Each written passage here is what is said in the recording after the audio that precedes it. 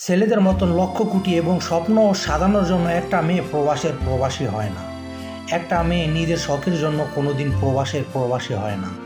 একটা মেয়ে নিজের চাহিদার জন্য কখনো প্রবাসের মাটিতে পাও রাখে না। আরে ভাই, যেসব ছেলেরা আছে প্রবাসী মেয়েদেরকে ঘৃণা করেন, আজকের ভিডিওটি একটু হইলেও দেখেন। একটা মেয়ে নিজের পরিবারের অর্ধেক জীবন কাটিয়ে বাকি অর্ধেক জীবন স্বামী সংসার কাটানোর জন্য একটা মেয়ের জন্ম হয়। নিজের স্বপ্নের পরিবার ছেড়ে প্রবাসী হয়ে 15 থেকে 20 ঘন্টা ডিউটি করা, এটা তাদের স্বপ্ন না। পরিস্থিতি এবং সিচুয়েশন তাদেরকে প্রবাসী বানিয়ে দেয়। পরিবারে যদি বাবা না থাকে, ভাই না থাকে, তাহলে ওই পরিবারের সুখের জন্য পাড়ি দিতে হয় ওই প্রবাসী মেয়েকে। বিবাহিত ডিভোর্স হওয়া মেয়েকে কেউ বিয়ে করতে চায় না। কারণ কি জানেন? সে একটা বিবাহিতা।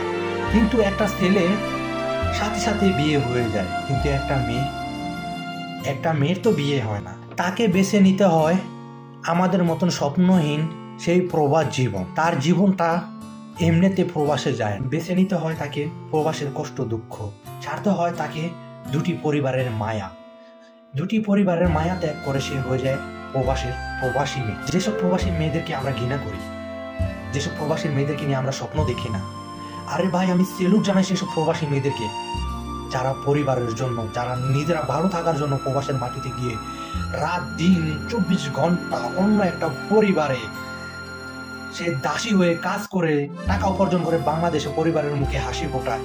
এটা থেকে গর্ব আর কি থাকতে পারে? মেয়েরা প্রবাসে 5 বছর কাটিয়ে 5 লাখ টাকা ইনকাম করে বাংলাদেশে গিয়ে তারা কি হ্যাপি? একটা মেয়ের লাইফ কখনো হ্যাপি না। কারণ তো বাংলাদেশের ছেলেরা চায় না কোনো একটা প্রবাসী মেয়েকে বিয়ে করার জন্য। বাংলাদেশের কোনো একটা পরিবার চায় না প্রবাসের মেয়েকে তাদের ঘরে বউ করার জন্য।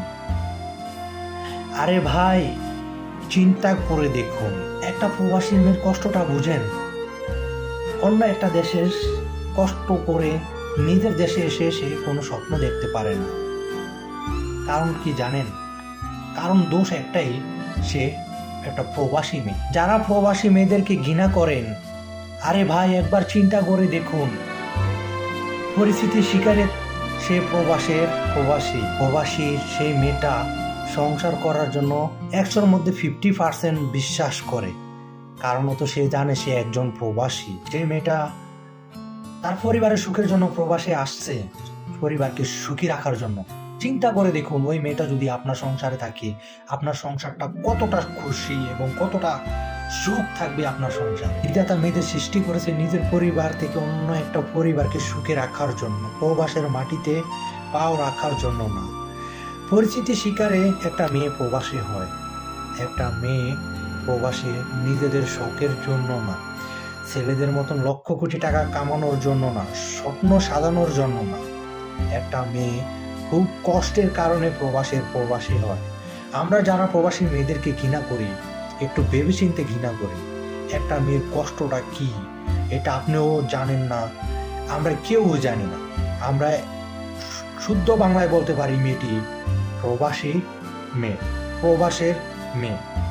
শুনতে শব্দটা খুব সহজ, কিন্তু কষ্টটা সে মেয়েটাই জানে। একটা মেয়ে প্রবাসে গেছে, সেও একটা মানুষ, ছেলেরাও মানুষ। তাই বলে একটা মেয়ের প্রবাসে আসাতে সে সম্মান কমে গেছে তাই না। সেই মেয়েটাকে বিয়ে করুন।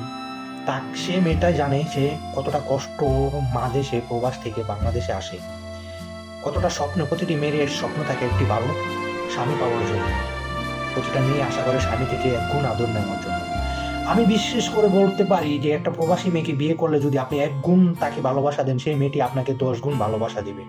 কারণ কি জানেন? ওই মেয়েটি অনেক কষ্ট সে করে, অনেক কষ্টের পরে সে আপনাকে পেয়েছে আপনার 1 ফোঁটা ভালোবাসার জন্য। ওই মেয়েটি আপনাকে 10 গুণের চেয়ে বেশি আপনাকে ভালোবাসবে। তাই আমরা যারাই আছি, প্রবাসের মেয়েদেরকে সম্মান করুন, প্রবাসের মেয়েদেরকে ইজ্জত করুন, তাদেরকে রেসপেক্ট করুন, কিন্তু তাদেরকে কোনো খারাপ নজরে দেখবেন না। কারণ তো একটা মেয়ে জানে প্রবাসের মাটিতে কম কষ্টে সে নিজের দেশ ছেড়ে প্রবাসের মাটিতে পাও রাখে না। তাই আমি সকল বোনদের প্রতি আমি অনেক সম্মান এবং ভালোবাসা জানাই। আজকের পর থেকে যদি এসব ভিডিওগুলো যদি ভালো লেগে থাকে, তাহলে অবশ্যই যদি এই ভিডিওটি যদি র্যাঙ্কিং ভালো হয়, ইনশাল্লাহ আমি প্রবাসের সামনে যত ভিডিও বানাবো সমস্ত ভিডিও হবে আমাদের প্রবাস নিয়ে।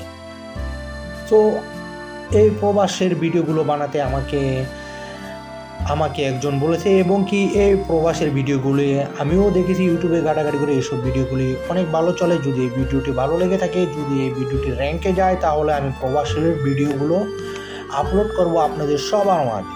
সবাইকে অনেক ধন্যবাদ, ভালো থাকবেন।